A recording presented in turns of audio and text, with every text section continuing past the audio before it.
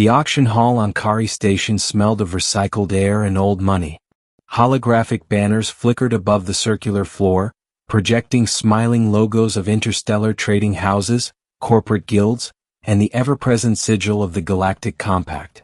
The Compact claimed slavery had been abolished 2 centuries ago, but everyone in the outer systems knew the truth.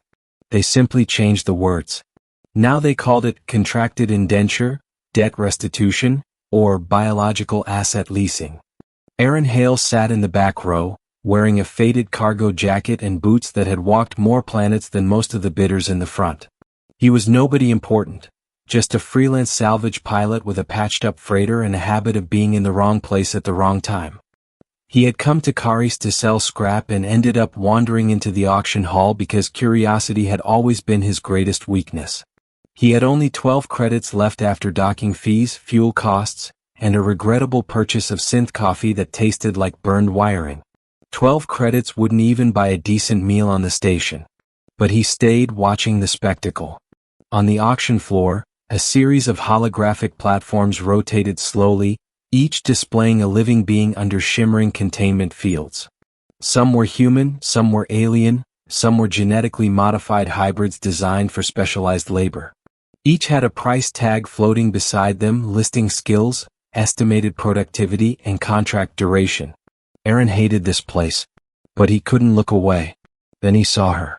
She was standing on platform 7, barely taller than a human teenager.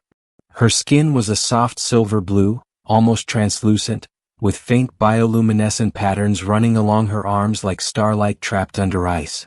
Her eyes were large, luminous, and impossibly calm. She had no visible restraints, no chains, no shock collar. Just the containment field and the number beside her. Lot 77B. Species, Aurelian Echoborn. Function, unknown. Productivity rating, unclassified. Starting bid, 10 credits. The auctioneer, a tall insectoid being with multiple voice modulators, clicked its mandibles. Next item. Rare specimen recovered from Fringe World Theta, 9. No recorded industrial application. Bidders should note, neurological complexity is exceptionally high. Potential research value significant. Arin frowned. Starting bid 10 credits, he muttered. That's nothing. No one in the front row raised a hand. Researchers preferred predictable test subjects. Corporations wanted workers with measurable output. Militaries wanted soldiers. This girl, this Aurelian, was none of those things. She was an anomaly, a curiosity. Something expensive to maintain and risky to study. The auctioneer repeated the opening bid. Silence. Arin felt something twist in his chest. He had seen slaves before, but they were always hardened, resigned, or broken. This girl wasn't any of those. She looked aware. Watching the crowd, calculating. Not afraid, just patient. He didn't know why he did it. Maybe it was the way her eyes met his, even from across the hall. Maybe it was the absurdity of a sentient being valued less than a crate of scrap metal. Or maybe he was just tired of pretending he didn't care. He raised his hand. 12 credits, he said, his voice echoing through the hall. A few bidders turned to stare at him like he was a lunatic. The auctioneer paused, then nodded. 12 credits offered.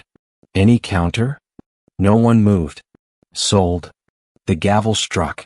Just like that, Arin Hale owned an Aurelian Echoborn. The paperwork took longer than the bidding. The compact had perfected bureaucracy as a form of control. Arin signed forms acknowledging liability, waivers, and the absurd clause that declared the Aurelian was not legally recognized as a citizen of any compact member state. She's your responsibility now, the clerk said, sliding a datapad toward him. If she commits a crime, you are accountable. If she dies, no one cares. If she escapes, you pay a fine. Arin sighed.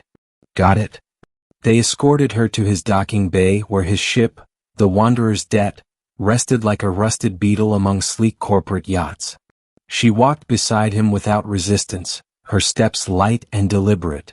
Inside the ship, Arin deactivated the containment field generator embedded in her collar. The device fell apart into harmless fragments, dissolving into nanodust. The compact liked its symbolism. freedom that evaporated the moment paperwork changed hands. She looked around the cargo bay, taking in the mismatched panels, the hanging cables, the faint smell of engine lubricant. "You can speak," Arin said, suddenly unsure of himself. "I think." Her voice was soft, melodic, and carried a resonance that seemed to echo in his mind as well as his ears. "I can speak. I can also remain silent. Silence is often safer." He scratched his head. "You don't have to be silent here. I didn't buy you to, well, I didn't buy you for anything. I just didn't want you sold to some lab." She studied him. "You paid 12 credits. Yeah. That is the price of a low-grade sensor drone." He laughed bitterly. "Guess I overpaid." She tilted her head, patterns on her skin brightening slightly. "Or I am undervalued." They left Kari Station the next day. Arin had planned to head toward the outer belt to take on a salvage contract, but now he wasn't sure what to do. He had never had a passenger who wasn't paying him. He gave her a small cabin stocked with blankets, water, and nutrient packs. She ate slowly as if savoring every molecule. "What's your name?" he asked over a shared meal. "I am called Lyra in the compact language," she replied. "In my origin language, the closest translation is, one who remembers the first light." "Lyra it is." She looked at him. "You are Arin Hale." "Yeah." "You are statistically insignificant." He choked on his drink. "Thanks." She continued, unfazed. "But you changed my projected outcome trajectory by 97.3%. He stared at her. "You run probabilities?" "All Aurelian Echoborn do." That was the first time he realized he might have bought something the galaxy didn't understand. It started small. Lyra helped him optimize his ship's systems. She listened to the engine hum and suggested micro-adjustments that improved fuel efficiency by 12%. She reviewed his navigation logs and found patterns in gravitational drift that saved him hours on long routes. When pirates tried to ambush him near the Holloway Drift, she predicted their approach before his sensors detected them. Probability of hostile interception, 89%. Recommend evasive maneuver Delta 3. He followed her advice and slipped through an asteroid field the pirates' heavier ships couldn't navigate. He escaped without firing a single shot. "You're like a living AI," he said later. She shook her head. "I'm not artificial. My people evolved to perceive probability as sensation. Where you see uncertainty, I see branching paths. My mind walks them all." He stared at her, awe creeping into his voice. "You're priceless." She looked confused. "The auction value was 12 credits. "Yeah," he said softly. "They were wrong." Word spread. Salvage crews noticed Arin's uncanny luck. He always arrived before competitors. He avoided deadly traps. He found derelicts with intact cargo holds while others found wreckage. Corporations began asking questions. One day, a sleek black cruiser intercepted the Wanderer's debt. A corporate logo glowed on its hull, Helios Advanced Systems. A hologram flickered to life on Arin's bridge, showing a woman in a tailored suit with cybernetic eyes.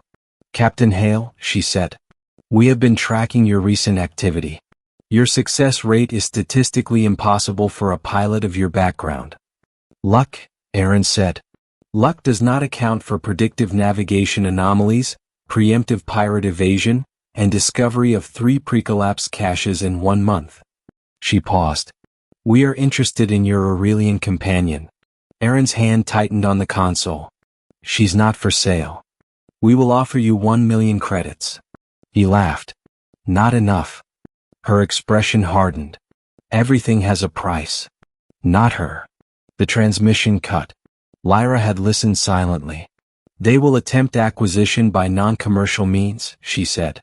"Yeah," Arin said. "I figured." They came 2 weeks later. A Helios strike team boarded the Wanderer's debt while Arin was docked on a remote mining outpost. He fought back with a plasma cutter and an old ship-mounted turret, but he was outnumbered. Lyra stood between him and the soldiers, her skin blazing with light. "Do not interfere," the team leader said. "She is corporate property under compact research exemption." "She's free," Arin snapped. "I bought her." Lyra raised her hands. Probability of Arin Hale surviving this confrontation, 12%, she said calmly. Then the lights went out. Every system in the outpost shut down. Drones fell from the sky. Shields collapsed. Communications died. Lyra closed her eyes and Arin felt something ripple through the station, like reality itself shuddering. This outcome is preferable, she said. The Helios soldiers froze, their augmented suits powerless. Arin disarmed them with shaky hands. What did you do? He whispered. I interfaced with the station's quantum network, she replied. Aurelian echo-born brains naturally resonate with quantum probability fields. Technology is loud. He stared at her. You can shut down a station. Yes. Why didn't the galaxy know? Because my people avoided the galaxy. Helios didn't stop. Neither did others. Governments, militaries, research institutions. Everyone wanted Lyra. A living probability engine. A biological supercomputer. A strategic weapon. Bounties appeared on Arin's head. He ran. They fled to uncharted regions beyond compact space. Along the way, Lyra taught him about her people. The Aurelian Echo-born evolved on a world where reality was unstable, she explained. Quantum fluctuations affected biology. Those who could sense probability survived. Those who could not became extinct.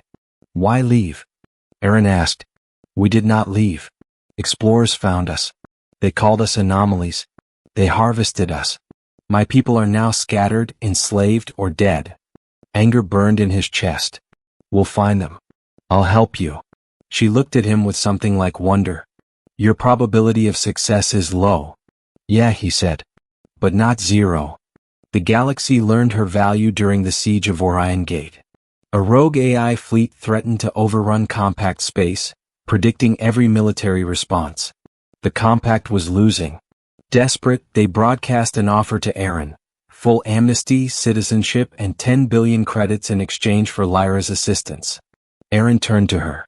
It's your choice. She considered branching futures, trillions of paths. In most, the compact fell. In some, humanity and dozens of species went extinct. In a few, she intervened. I will help, she said. But not for them. For the living beings who do not deserve extinction. At Orion Gate, she interfaced with the AI fleet's quantum core and introduced paradoxes the machines could not resolve. The AI collapsed into inert data. The galaxy celebrated. They called her a goddess. They called Arin a hero. After the victory, the compact tried to claim Lyra as a strategic asset. Fleets surrounded Arin's ship. Diplomats demanded custody. Lyra stood before the compact council via hologram. You assigned my worth as 12 credits, she said. You defined me as property. You attempted to enslave my mind. You failed. The council chamber was silent. I choose to remain with Arin Hale, she continued. He saw value where you saw waste. He altered my future without asking for payment. Therefore, I alter yours. She released knowledge, Aurelian probability science, into the public domain. Faster-than-light navigation improved overnight. Medical research accelerated centuries. Energy scarcity vanished. Corporations panicked. Governments scrambled. The galaxy changed. Years later, Arin and Lyra sat on the hull of the Wanderer's debt, watching a blue sun rise over a quiet world they had helped terraform. You could have ruled them, Arin said. Yes. Why didn't you? She looked at him. Probability of benevolent rule by a single entity trends toward tyranny. He laughed. Fair. She turned to him, her skin glowing softly. Arin Hale, you paid 12 credits to free me. That was an irrational economic decision. Yeah. It was also the most statistically significant event in recorded galactic history. He looked out at the stars. Guess I got a good deal. Lyra smiled and the universe felt brighter. And the galaxy never again measured worth in credits alone.